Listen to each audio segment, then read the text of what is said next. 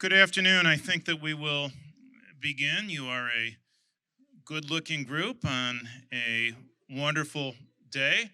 And so let's capitalize on that. My name's Joseph Kearney, and it's a great privilege for me as Dean of Marquette University Law School to welcome you to this year's George and Margaret Barrock Lecture on Criminal Law. I want to begin by saying a few words about the individuals in whose memory this lecture stands. George Barrock was a Marquette lawyer, born in 1907 as the child of immigrants from the area now known as Lebanon, and graduating in our class of 1931. His practice in Milwaukee emphasized family law. His wife, Margaret, assisted him at the firm on administrative matters. A bequest to support an occasional distinguished lecture in George and Margaret Barrock's memory was provided by their daughter, the late Mary Bonfield.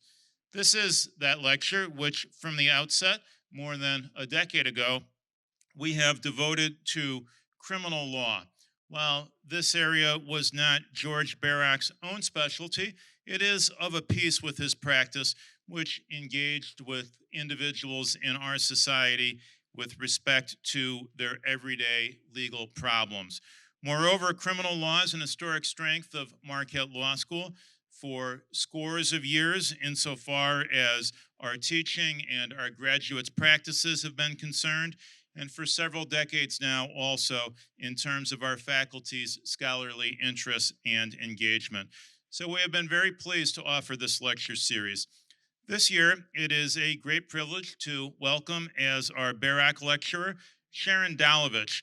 Professor Dolovich has been a member of the law faculty at UCLA for the past 25 years, along with leading a number of projects such as the UCLA Prison Law and Policy Program and UCLA's Criminal Justice Program. Professor Dolovich is an accomplished scholar of criminal law. Her work focuses primarily on the Eighth Amendment, prison conditions, and the state's obligations to the incarcerated. She has written and taught widely after receiving her undergraduate degree from Queen's University in Canada, a J.D. from Harvard Law School, and a Ph.D. from Cambridge University. For her visit with us for this year's Barrock Lecture on Criminal Law, Professor Dolovich has elected to speak on prisons, punishment, and correctional officers. Won't you please join me in welcoming Professor Sharon Dolovich?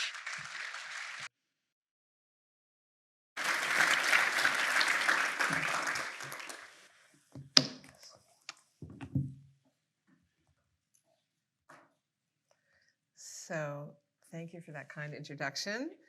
Let me just start by saying what an honor it is to be here to deliver the George Barrock Lecture in Criminal Law.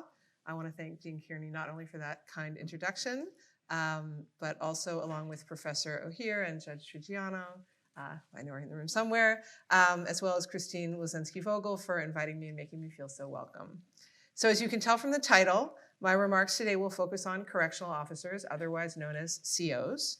And specifically, I'm going to lay out for you some of the harms that COs experience as a result of doing their work.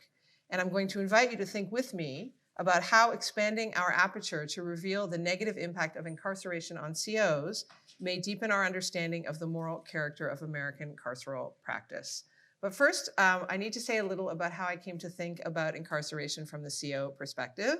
And I do this in part to give you a little insight into my own thinking, but also because there are features of American prisons that can make it hard to see that COs pay a considerable price for doing the job that we ask them to do.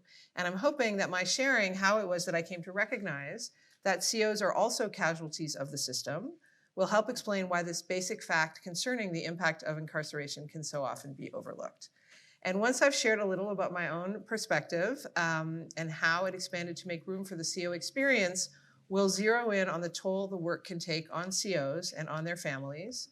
And then we'll consider some implications of this situation, why it matters, why we should care, and how looking squarely at the CO experience may help us better understand the enterprise of imprisonment for which this country is so enthusiastic.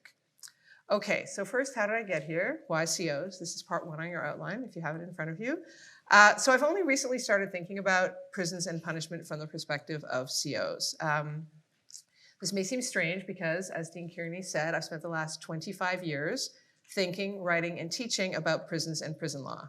But again, as the Dean mentioned, if there's been one question that has guided my work, it has been what the state owes the people we incarcerate. And when this is your framework, when you're thinking about what the state owes its prisoners, you're not really thinking about COs, or if you are, you're not thinking about them especially sympathetically. So if you know anything about prisons, you won't be surprised to learn that the agencies that run our carceral facilities routinely fail to satisfy the state's duty of care to the people we incarcerate. And as a result, over the years, I found myself looking closely at many of the worst conditions that people endure in our prisons and jails, including solitary confinement, physical violence, sexual violence, excessive force, grossly inadequate medical care, untreated mental illness, and all manner of dehumanizing treatment. Now, again, it's true you can't think about all this without also thinking about COs, but it can be hard to think about them sympathetically because the way prisons operate, whenever a person is put in solitary or subjected to excessive force or denied access to medical care, the harm is always being delivered directly, personally, at ground level by individual COs. And the problem compounds when, as I do, you teach the constitutional law of prisoners' rights. The structure of these cases is, of course, adversarial, and COs are always on the side of reducing prisoners' constitutional protections. So when you read these cases, you're always reading about COs who have personally inflicted serious harm on people in their custody, yet who are insisting on the justifiable and fully constitutional nature of their own conduct. So all this is to say, when you are operating in this conceptual universe, as I have been doing, it can be hard to feel warmly disposed towards those who wear the uniform. Now, even still, if you'd asked me, I would have said I was very aware of the fraught and difficult position of correctional officers. Over the years, I've often made the point that COs are in a tough position, that we rely on them to do a job that is difficult, thankless, and often dangerous, that they work in volatile and sometimes violent facilities, and they are understandably often afraid while they are at work. I said all this many times, and I meant it, but even still, it was very hard to resist the pull of the us versus them framing that shapes prison life, and easy to fall into being only minimally sympathetic to the experience of prison staff. So that was before. And then I started talking to COs. I mean, really talking, and more importantly, really listening. And this development came about for me somewhat unexpectedly. In 2022, I launched an empirical study on sleep deprivation in prison. And the plan was to interview two groups of people. First, I would interview people who were formerly incarcerated and recently released from custody about their experiences of trying to sleep in prison, the obstacles to getting enough sleep inside, and how being sleep deprived impacted their quality of life in prison and the operation of their facilities more generally. And second, I would interview people currently working as correctional officers about their experiences of shift work and mandatory overtime, about when and how much and how well they sleep, and about how not getting enough sleep affects their physical and psychological and emotional health, and their quality of life outside the prison, as well as their ability to do their jobs inside. So I've now done over 80 interviews with people all over the country, almost 40 with formerly incarcerated subjects, and over 40 with correctional officers. If anyone is interested, I'm happy to talk in the Q&A about all that I've learned from the interviews about sleep deprivation in prison, which is a lot. For now, the important thing is that during the course of the CO interviews, I found myself finally able to fully see the humanity of the people who play this role and the suffering they experience just because they do the job we ask them to. So I did the interviews on Zoom, which allowed me to talk to people all over the country. These were long conversations. They averaged about an hour and 40 minutes. One interview with one CO was 3 hours and 20 minutes. So for a group that is famously taciturn, most of the people I talked to had a lot to say, much of it extremely personal. And although the focus was on sleep, sleep turned out to be a window into the full experience of being a CO. And honestly, I was not prepared for just how much pain and suffering I would hear about in the CO interviews. As I said, I always thought I was attuned to just how hard it is to be a CO, what it would mean to do a job where you are constantly on edge and afraid, and where you regularly are exposed to traumatic events. But hearing about it firsthand made the human toll real for me in a way that it hadn't been before. And my interviews helped me to see that we can't fully understand the harms of mass incarceration and what it means for a society to rely so heavily on incarceration as a policy strategy without taking account of the experience of the roughly 350,000 people working as COs in the United States right now. Now, just to be clear, there is no doubt that prisoners suffer considerably more from incarceration than COs, but this doesn't need to be a competition. Suffering is suffering, and if we're going to be able to fully reckon with the implications of our collective enthusiasm for locking people up, we need to face it all, which means taking seriously the impact not only on those we lock away, but also on those we ask to carry the keys. So now I want to turn to considering what the work of a CO entails and the toll it takes on them and on their families. And filling in this picture can help us better understand both the harm that results when we lock people up and the moral economy that sustains the American carceral project. So with all this in mind, let's consider some of the key comorbidities of the CO role, and we're now moving to part 2 on your outline. So studies consistently show that COs are disproportionately likely to experience depression, suicidality, and PTSD. They also seem to rely more heavily on alcohol, and they die young. So I'm going to drill down on each of these, and apologies in advance for all the statistics. The goal is to drive home that this is a population that is seriously suffering. And I should be clear that for all the issues I'll touch on, I'm just aiming to give you a feel for the data. On each point, there's much more supporting evidence than I have time to mention here. So first, depression. According to several studies, the rate of depression among COs is roughly 3 times the national average, with 26 to 30% of American COs reporting symptoms of depression. One study surveyed 3,800 Connecticut COs about symptoms frequently experienced and known to correlate with depression. It found that roughly 25%, 1/4, of respondents reported a lack of emotional responsiveness, 20%, or a fifth, reported an inability to find pleasure in anything, and 13% reported feelings of hopelessness and or worthlessness. Almost 20% reported that they felt blue or depressed at least once to a few times a month, and an additional 10% reported those feelings a few times a week to daily. And it's worth noting here that COs are famously suspicious of outsiders and are well known to be reluctant to disclose any personal details that may suggest weakness, which should give you some sense of how startling these numbers are. And it also suggests a degree of underreporting that masks even higher rates of depression. And by the way, the same is probably true of every issue I'm going to talk about here. So that's a little about depression. Then there's suicidality. National studies have found that COs are about 40% more likely to die by suicide than the national average. But there's wide variation suggesting a much more serious problem, at least in some jurisdictions. In New Jersey, COs die by suicide at 2.5 times the rate in the state as a whole. In California, COs die by suicide at 4 times the overall rate. In Massachusetts, the rate is 7 times the national average and almost 12 times higher than the suicide rate in the state as a whole. The Connecticut CO survey I already mentioned found that 3% of respondents reported thoughts of ending their lives at least once a month, and an additional 6% reported such thoughts at least once or twice in the previous 6 months. And in California, a study of 4,300 COs found that 11% of respondents indicated thoughts of suicide or of having attempted suicide in the past. Then there's PTSD. Studies show extremely elevated rates of PTSD among people who work in prisons. One study of over 3,500 corrections professionals, which included managerial and clerical staff and parole and probation officers, found a rate of PTSD of roughly 27%, which is almost 8 times the national rate. And when the study considered only COs, that is those working custody in locked facilities, the rate of PTSD found in the study was an off-the-charts 34%. By way of contrast, so COs, 34%, the estimated rate of PTSD among Vietnam vets is 30%, so 4% lower than what the study found with COs.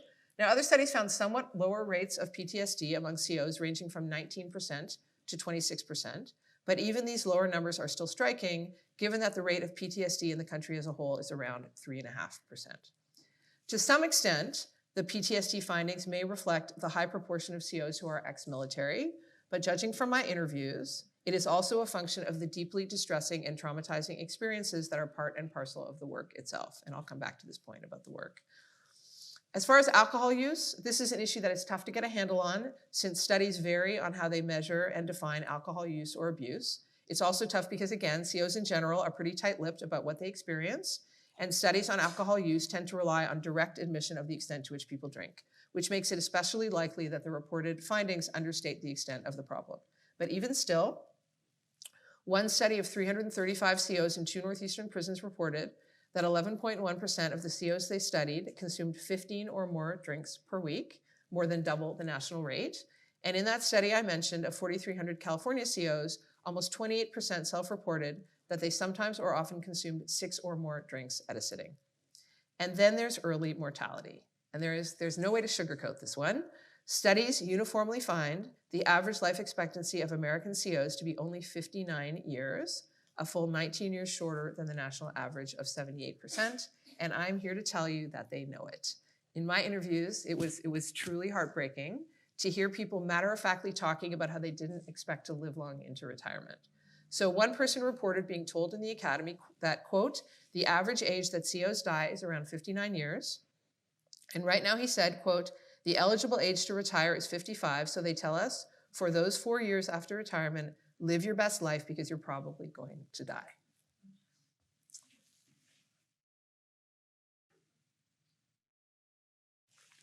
So to review, COs suffer disproportionately from serious comorbidities, including depression, suicidality, and PTSD. Many drink too much, and they also die young. There is also evidence that COs are more likely to suffer from anxiety at greater rates than the population as a whole. And of course, I've gone through these conditions one at a time, but we should also expect significant interaction effects among these various comorbidities, which will only deepen and exacerbate the harm. This is not the profile of a mentally healthy population. So how do we explain it? Or to ask my favorite question, what is going on here? So by way of an answer, let's consider what we are asking of those on whom we rely to do this work. When the state decides to incarcerate, whether pretrial or as punishment for crime, the person marked for this treatment is removed to a locked facility. They cannot leave. They are forced into close quarters with strangers. They have no control over their environment or their lives, and they depend on prison officials to meet virtually all their needs. The institutions where they live are typically ugly, crowded, volatile, and frequently violent. And as a result, people who are incarcerated are themselves likely to be angry, resentful, scared, depressed, frustrated, and traumatized. To make the system work and to ensure that those we incarcerate are kept safe and their basic needs are met, we need people who are willing to work as COs. Those who fill this role have direct contact every day with the people who are locked up in the facilities where they work. As a result, they have a front row seat to just how much suffering is experienced every day by those who are incarcerated. So think about what this means. Every day, when they go into work, COs are seeing up close and personal the untreated medical needs, the untreated mental illness, the isolation and alienation from loved ones, the boredom, the fear, the physical violence, the sexual assault, the self-harm, and the desperation experienced by the people we lock away. And compounding the exposure, as we've seen, most of the time when individuals suffer harm in custody, it is the COs themselves who are most often immediately responsible. COs are the ones who carry the keys, who decide who gets what, who enforce the prison rules, who lock people in solitary, who gatekeep access to medical and mental health care, who search the cells, who confiscate the cell phones, who have a license to use force, and often do. Imagine if every day when you went to work, this was how you spent your time. It is hard to think the experience wouldn't corrode a person's mental health, not to mention their moral compass. Social psychologists tell us that it is difficult to mistreat people we recognize as fellow human beings without risking personal distress and self-condemnation. In other words, we suffer moral angst and distress if we mistreat people we know to be human beings. So this means that if COs were to fully face the scale of prisoners' suffering, they may well experience a threat to what we might call their moral integrity. So how are COs supposed to manage such a profound threat to their self-regard and moral psychology? One way, observed by criminologist John Irwin, is that COs can choose to, quote, embrace the view that prisoners are moral inferiors who deserve their state of reduced circumstances. In other words, in order to survive, COs can quickly become acculturated into a moral narrative that casts the incarcerated as subhuman and so not deserving of sympathy or concern. Now, of course, I'm speaking here in broad strokes, but my strong sense is that what I'm describing is normatively accurate for the environment. The problem is that this narrative of dehumanization and the moral blinders it enables can never function perfectly, because at one level it is obvious that the people we lock away are fellow human beings who suffer and who feel pain and despair just like the rest of us. So this is the tricky moral position COs are in day after day, needing for their own moral survival to believe that incarcerated people, that the ones they are surrounded by, whose painful conditions of life they are directly responsible for, are not truly full human beings like themselves, when it is obviously the case that prisoners are in fact human. And again, my strong sense is that along with all the traumatic experiences to which COs are regularly exposed, this moral quandary and the deep emotional conflict it creates helps explain the raft of mental health challenges that COs wrestle with. In my interviews, one theme that came through loud and clear was that no one grows up wanting to be a CO. When people do this job, they are not fulfilling a lifelong dream. They do it for one reason only, for the money, for the salary and the benefits. The salary and benefits of a CO make it possible for them to provide for their families and to earn far more than in most cases they otherwise would. Prisons in particular tend to be in rural areas where there are few opportunities for people without college degrees to make a decent living. When the COs I spoke to referred to other local employment options, they mostly mentioned Walmart or working in warehouses where the pay is far worse and the benefits are often non-existent. So they sign on as COs, agreeing to do what a Yale press calls dirty work in exchange for the chance of six-figure salaries plus pension and benefits. But of course, there is a cost to this choice. Press defines dirty work as work that, quote, although solving various problems that many Americans want taken care of, we want this at one level, it leaves those who do it, quote, stigmatized and shamed. This is work that elicits disgust from society writ large, and both this societal judgment and the workers' own knowledge of what they are called upon to do each day saddles them with, quote, moral burdens and emotional hardships, including stigma, self-reproach, corroded dignity, and shattered self-esteem. It is hard to confront the list of comorbidities we just explored and not recognize some truth in the dynamics the dirty work press identifies for those whose professional lives involves keeping people locked away. And it is not only the COs themselves who pay a price for the work they do, their families also disproportionately suffer, both from divorce and from higher than average incidents of domestic violence. And in the interest of time, I won't be able to go into the data here. For now, I will just say that these two issues, domestic violence and divorce, force us to consider that when COs leave for the day, they may be bringing some of the toxicity of the carceral environment home with them. Now, of course, divorce and domestic violence among COs may just reflect the personalities and general orientations of those who take this job. But I think that explanation is too quick. It fails to take seriously the likely effect of asking people to spend their days wielding virtually unchecked power over fellow human beings in a dehumanizing environment. Now, to be sure, prisons and jails are complicated worlds where power can move in many directions. But for the most part, it is COs who decide who gets what when. And a person would have to be superhuman to have this kind of power and not let it shape their behavior. And like the rest of us, COs are not superhuman. Of course, they are impacted by the culture of the institution where they spend most of their waking hours.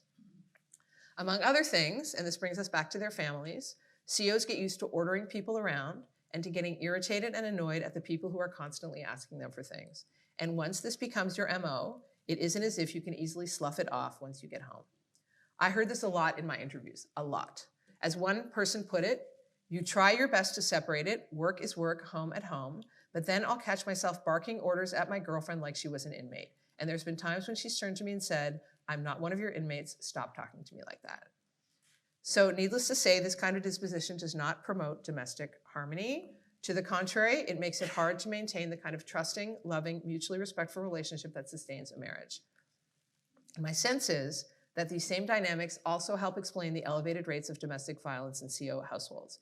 It is not only that COs can get impatient with all the people making all their demands, it is also that, thanks to the authority vested in them by the state, COs are entitled to use violence against people in custody at the slightest provocation, or no provocation at all, with virtually no repercussions.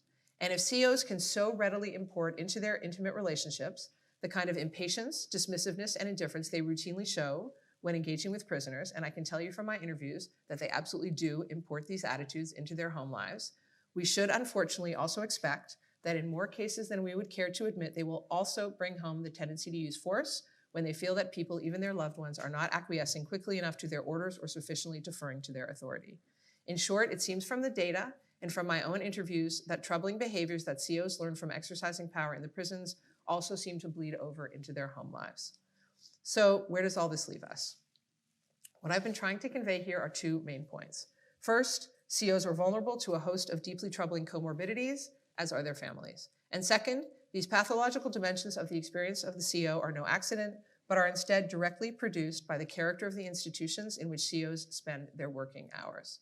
So when we itemize the myriad harms that stem from the American enthusiasm for incarceration, We cannot neglect the painful toll it takes on the people on whom we depend to run our carceral facilities and also on their families.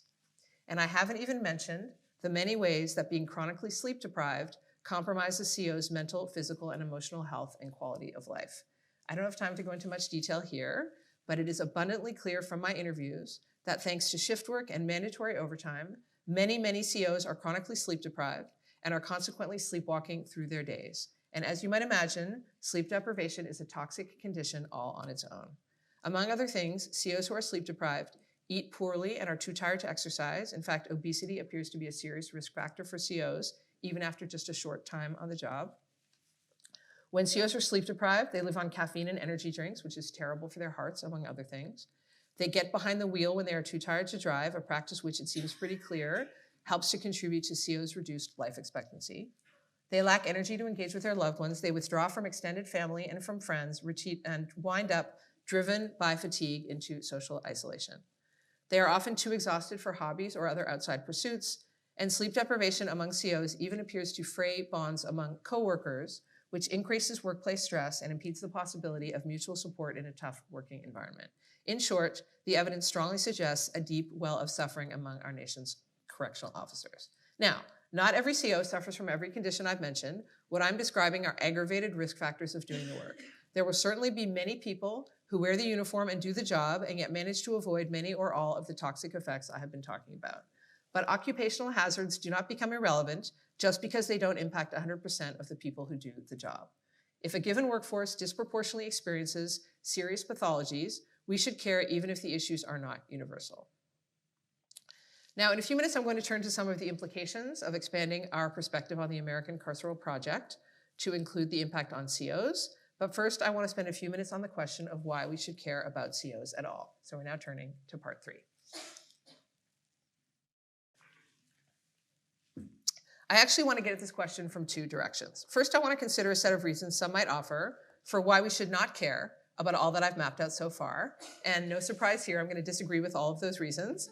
And I'm going to explain why. And then coming at the matter from the other direction, I'm going to identify several reasons why we should care about the mental, physical, and emotional harms that many people wind up suffering when they sign on to be COs. And once I've done that, I'm going to offer a vision of the American Carceral Project that is very different from how it is usually conceived, but which I believe gets us closer to the moral truth of the matter. And I'm going to suggest that we are really only equipped to recognize this fresh perspective once we expand the picture to take account of the CO experience. But first, a few reasons why some people might think we shouldn't especially care about the harms COs disproportionately experience as a result of the work they are being asked to do. Reason number 1, COs chose this work and they get paid well for it. In fact, the pay and benefits are better than they could probably get otherwise, and if they don't want the job, they can just quit. Now, we've already seen that people who take this job do it for the money. No one grows up wanting to be a CO.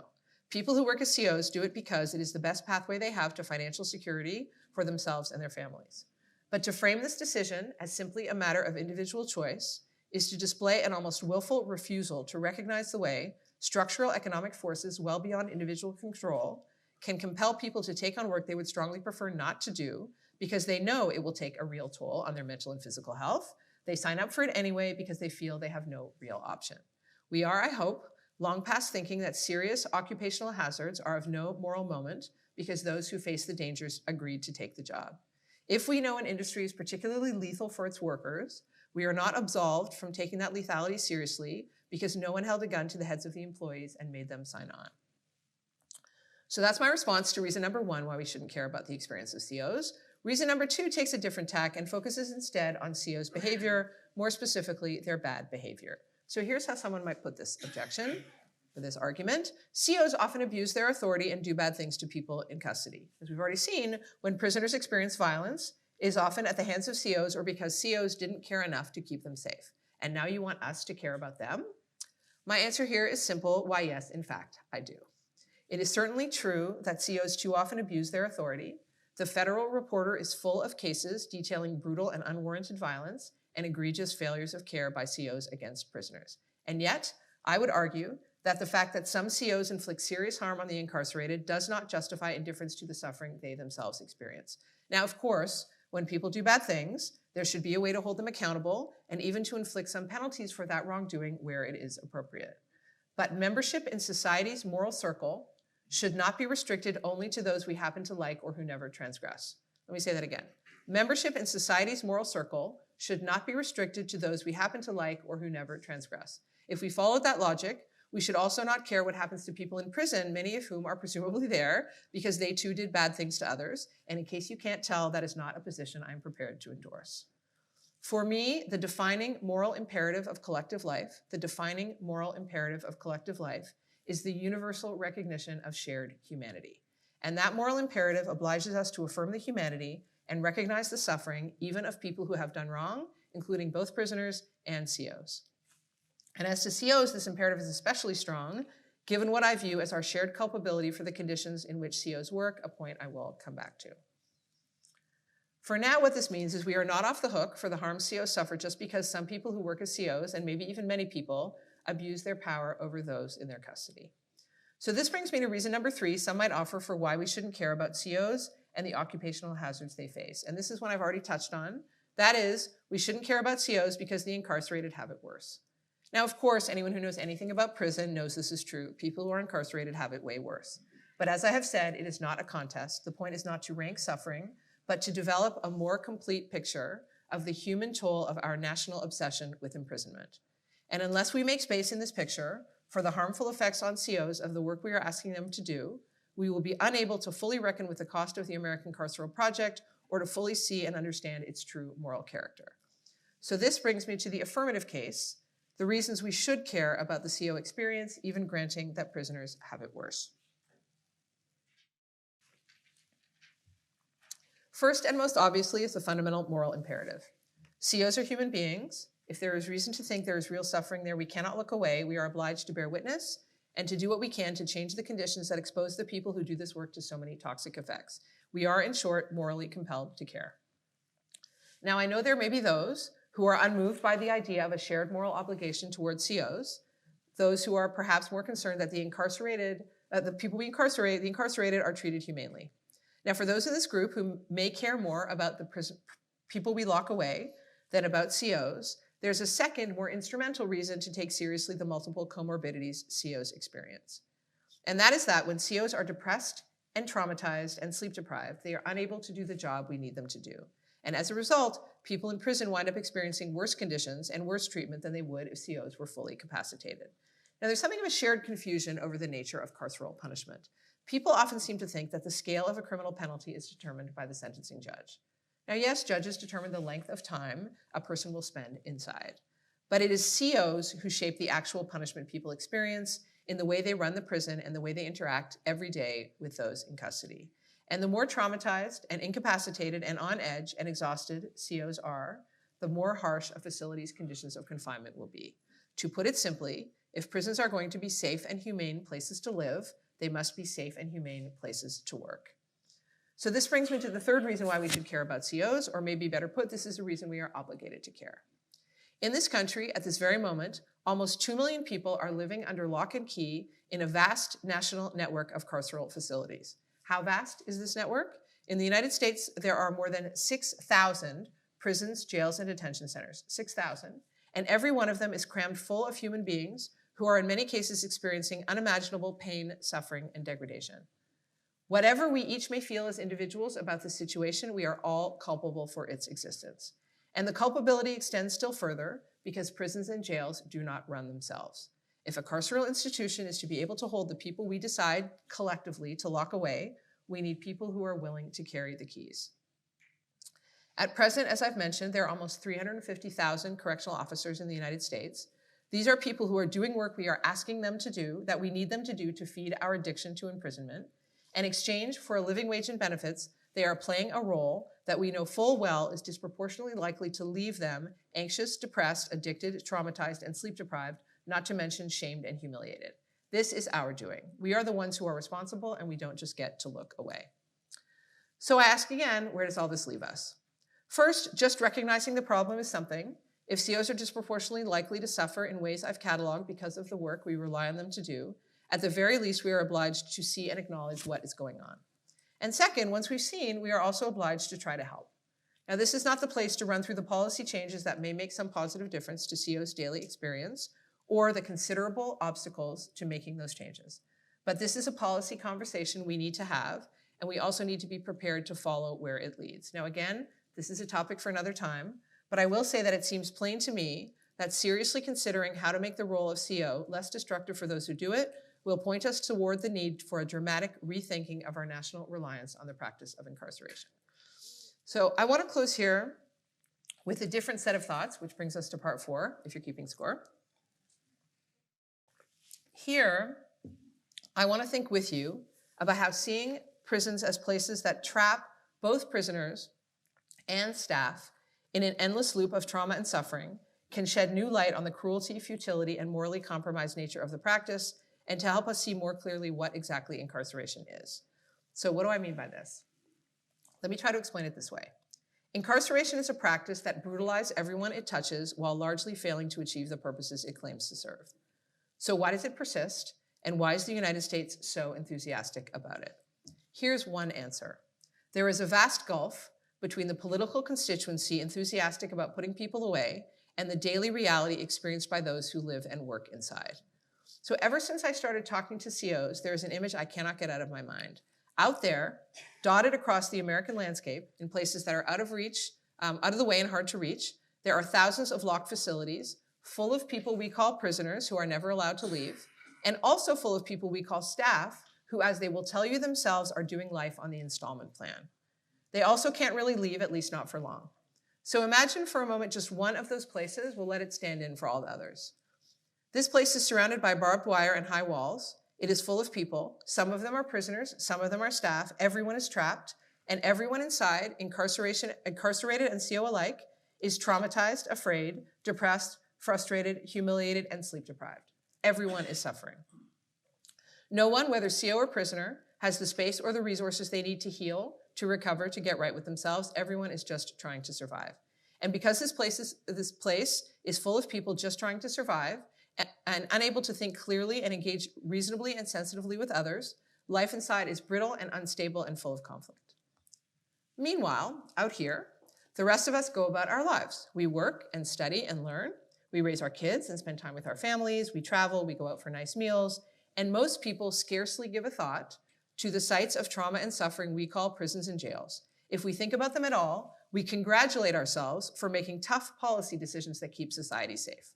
Now, in my view, that is a delusion, but we get to indulge that delusion at the expense of the millions of prisoners and hundreds of thousands of staff who are forced to live daily with the toxic effects of what is in fact the fever dream of people who have no idea what our enthusiasm for imprisonment actually entails every day for real, live, flesh and blood humans. Now, all this may put some of you in mind of the Ursula Le Guin short story, Walking Away from Omelas. You probably know it even if you don't recognize the name. Here's the idea. It's simple. Omelas is a beautiful city full of happy, joyous people. It is free of guilt and strife and as far from wretched as it is possible to be. Now you might ask, how do they manage it, this avoidance of ugliness and sorrow and pain, which no other human society has ever escaped? Alas, in a basement somewhere in Omelas, there is a small, dank, dirty room, and locked in this room there is an innocent child who, despite their innocence, is kept naked and starved and abused and denied light and kindness and care and everything else that makes life worth living. It is only because this single tormented child lives this cruel and painful existence that the citizens of Omelas can live the charmed life they all enjoy. If the torture of this child were to stop, the spell would be broken, and the ordinary sorrows of human life would immediately swamp all the goodness and grace that currently defines life for everyone else in the city. Everyone in Omelas knows this. Some people in Omelas are sometimes distressed by the cruelty, but for the most part, just about everyone finds a way to make their peace with it.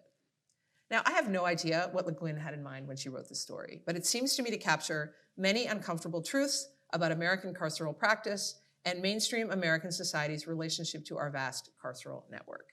Now, obviously, the analogy is not perfect. For one thing, unlike Omelas, American society is hardly one unbroken celebration of joy, happiness, and light.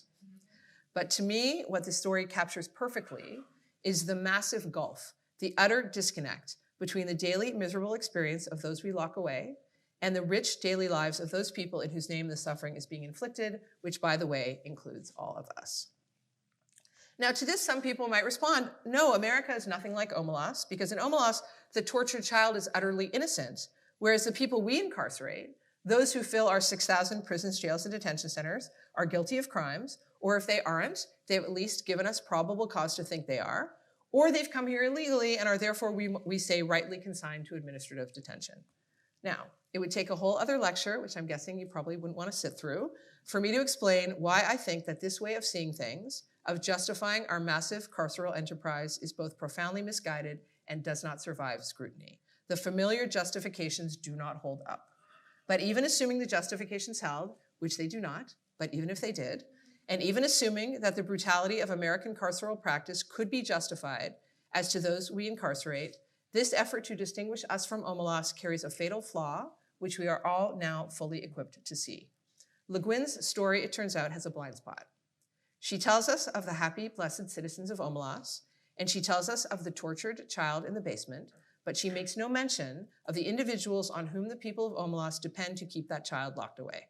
So if you think about it, someone has to superintend this arrangement, someone has to fill the food bowl and the water jug, someone has to be the one to, quote, rattle the door and come in and kick the child to make it stand up for the occasional visitors who come by, and then to lock the door again on the way out. Now, for Le Guin and for the people of Omelas, there is no justifying the incarceration and brutal treatment of this innocent child. So there is also no need even to notice the cruelty inherent in forcing some members of society to be the ones to operationalize a plainly brutal practice. But for us, things are different. At least in our collective imagination, we have thoroughly justified our brutal carceral practice and totally naturalized the idea of locking people away in dank, dark basements full of trauma and violence. As a consequence, we may no longer be able to really see the cruelty of this arrangement vis-a-vis the prisoners themselves. We have, in other words, blinded ourselves to the cruelty we are daily manifesting towards those we incarcerate. And because we are now blind to the moral implications of our own conduct toward the people we lock up, it may only be once we stop to focus on the human toll, on the people on whom we depend to make the system run, that we can really fully see the true moral character of the enterprise. So in every society, there are going to be jobs that need doing, even though they may in some ways be morally unpalatable. And those of us who benefit from doing this work do not just get to pretend it isn't happening. We are obliged to look squarely at the suffering that is being endured on our behalf and to do what we can, first to understand it and then to mitigate it as much as possible. And if we're lucky, in the seeing of what we might otherwise have pretended away, we might come to understand in a new light something true, if admittedly ugly, about the moral foundations of our shared world.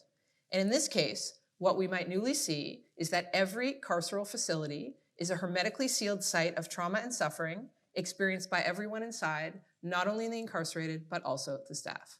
And yet we keep building and keep incarcerating as if all that trauma and suffering is not actually happening in our names somewhere far away from where most of us live our lives. Now, Ursula Le Guin's story, interestingly, is called Walking Away from Omelas. She tells us at the end of people who can't accept the bargain and so they walk away. We do not have that luxury. So the least we can do is be clear-eyed about the moral implications of our choices, which at a minimum involves a full accounting of the suffering that others must endure as a result of our seemingly unquenchable thirst for imprisonment, including those others we pay to do our dirty work. Thank you.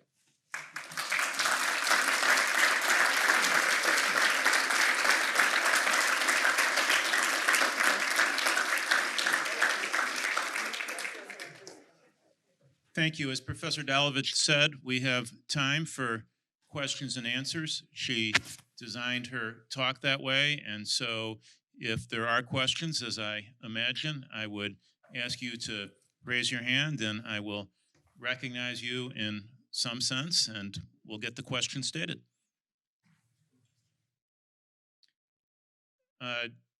Yes, I believe that's Professor Lowe. No, I'm sorry, I misrecognized. I recognize you in some sense, not an accurate sense, it turns out. That elevates me.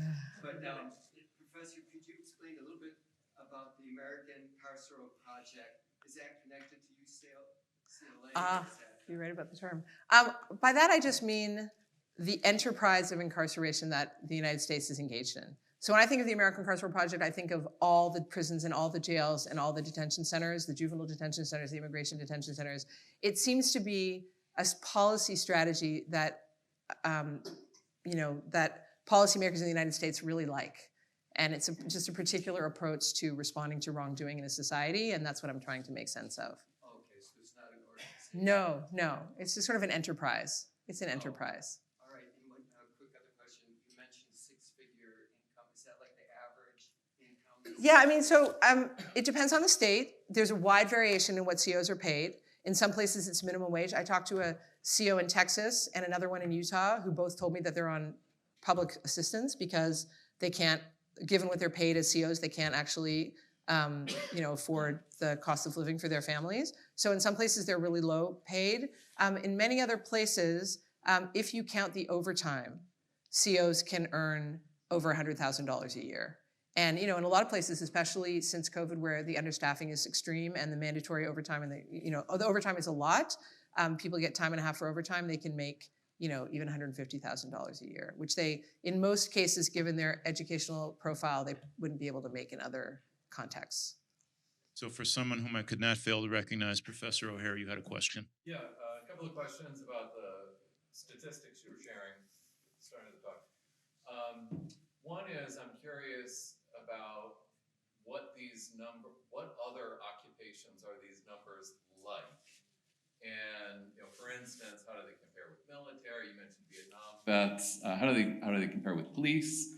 And also prosecutors and public defenders who also have their daily encounters with the carceral project. Yes, I mean, so one thing to say about all the categories of employees that you mentioned is there's a phenomenon of, either I want to say primary trauma and secondary trauma, and that kind of experience I think is real across the board for people who work in the criminal system. It just depends, the intensity I think depends on what role you play. I don't actually have answers for you off the top of my head about, for example, the statistics for public defenders or prosecutors.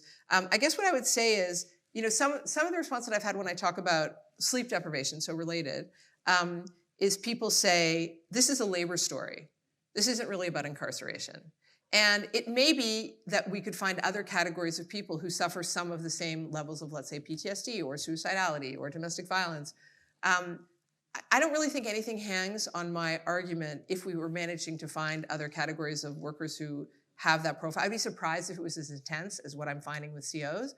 But even if it were, it doesn't change. I mean, all it does is say, wow, there are different contexts where we have to worry about people suffering because of the jobs that they're being asked to do. For me, what's so central here is this enterprise of incarceration, this network of 6,000 facilities or more, has been set up as policy choices by legislators and endorsed by voters, and are being stood up and filled by in states all over the country. And we've chosen to do that. And so if there's a population of workers, particularly COs who are suffering in this way, I think that we're obliged to look, even if you could show me that some other category of worker also suffers in these ways. I'll also mention, I mentioned the Ayal Press book, Dirty Work, which I really recommend to people. He has this theory, he says, dirty work is not just getting your hands dirty. It's doing jobs that Americans, he's focusing on America, that Americans want to do and want to have done, but we don't really want to know about it, and we view, we sort of view with disgust the people who do it. And he has three categories of workers: people who work in slaughterhouses, contractors who are remote drone operators for the military, who work in warehouses in Arizona and they drop bombs on people in foreign lands, and correctional officers. And his argument is that because of the character of the work, each of the members of this group are doing work that they themselves are ashamed of and that they are embarrassed about kind of in their world. And so that shame and humiliation is a further kind of injury of kind of dignity that leads to trauma and suffering. Whose book or theory is that? His name is Ayal Press, Presseyal, and it's called Dirty Work. Other questions? Yes, please. I'm wondering, I've worked with correctional professionals for over 40 years. I ran the Leadership Institute for the California Department of Corrections and Rehabilitation for 30 years. There was a concept that was introduced back in the late 80s, mid-80s, about pluralistic ignorance. Have you heard of this concept? Pluralistic? Ignorance. No, I haven't. This concept was introduced by two guys, researchers, Hans Toke and John Klofus, back in the 80s to suggest that the cultural milieu of correctional officers is much more diverse, much more than simply what they call the subcultural custodians. The sort of public portrayal of these people being, tough and downgrading and, just bad, a bad perception. Having been in over 14 countries working with correctional people, what I find there are a lot of good people who work inside these institutions, and that their cultural milieu is much more diverse, and that there are some people who actually get very, very good scores on a number of different dimensions. They do extremely well, right? And so my question to you, I'm sorry for that brief history. No, it's interesting. But my question to you is, where's management in all this? Where's leadership in all this? That's a good People question. who run these institutions. So let me say there's a few things just to respond to what you said. I'm talking to the United States. I've actually, we were talking about this, other countries do, some other countries do prisons way worse than we do, but there are other countries that do it much better and more humanely. And we were talking about this the other night that, for example, in Norway, people apply to be COs and they only 10 to 20% get selected. And then they do a degree and they, are trained and they see themselves as social workers, and it's just a very different experience. And that's true in places like Germany and other Scandinavian countries, some other places. So I'm talking about the American context. I hope that nothing that I've said suggests that there aren't a lot of really good people who are just trying to do their jobs and get home at the end of the day, who are in this work. What I'm trying to suggest is the work itself can be harmful and traumatizing for people. So, your question about management is such a good one. I can speak to it more directly through the lens of my sleep deprivation interviews. What I was really struck by when I talked to people, and I talked to people across the country, and I was amazed at the degree of vitriol that I heard from, these are line officers I'm talking to, and when they talked about management, they expressed such resentment and a sense of being basically hung out to dry by management. And, people who run corrections facilities, especially, understaffing has been a problem for the last 20 years, and it's become especially acute during COVID. So you're trying to put a facility together, you're trying to staff your positions, and so you end up forcing people into mandatory overtime because you feel you have no choice, you have to staff them. But then the people who you're forcing into mandatory overtime feel that they are being put in a position where they are not going to be able to function in a way that is healthy and safe for themselves. And they also feel like nobody cares about them. All they care about is having a body in the roles. And that's, what the formulation they use. And so I would say that just like I wouldn't point a finger at COs and say, you are bad people, but I want to say that this is an institution that creates suffering. I think people who try to run prisons are also in a just impossible position. What we're asking everybody to do in the entire kind of chain of command is kind of impossible, which is to safely and humanely run carceral facilities that are as crowded and as poorly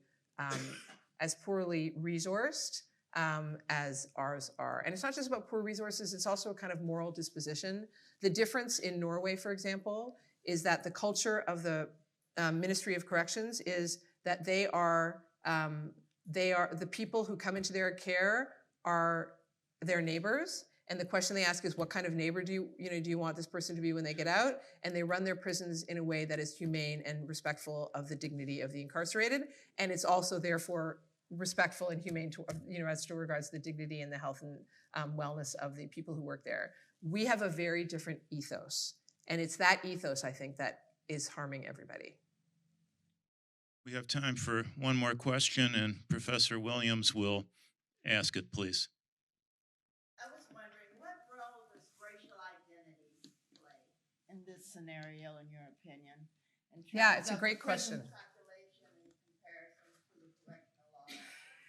Yeah, it's tough. I don't feel equipped to kind of make sweeping claims about race in terms of the research that I've done, because a lot of the data that I shared with you doesn't break down really by race, and I didn't interview enough people to feel that I had a strong foundation. I will say, it's a complicated picture. People who are incarcerated are disproportionately African American. So 15% of the American population roughly is African American. 40% of the people in prison are African American. Latinos are also overrepresented.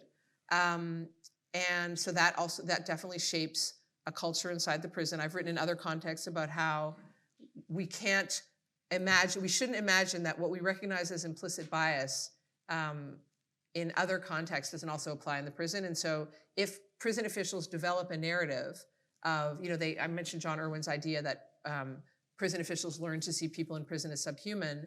I don't think we can pretend that there's not a racial dimension there. I think there must be a racial dimension there. We have a culture that kind of, there's an implicit bias against seeing people of color as full moral equals, and that of course translates into the prison context.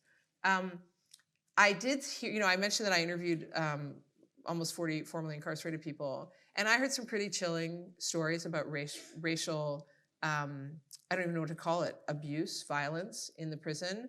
And I'm thinking of one person I spoke to who was in a prison in rural Louisiana who said basically the Klan ran the prison, and there was a lot of harassment of any of the Black prisoners who were perceived as willing to stand up for themselves.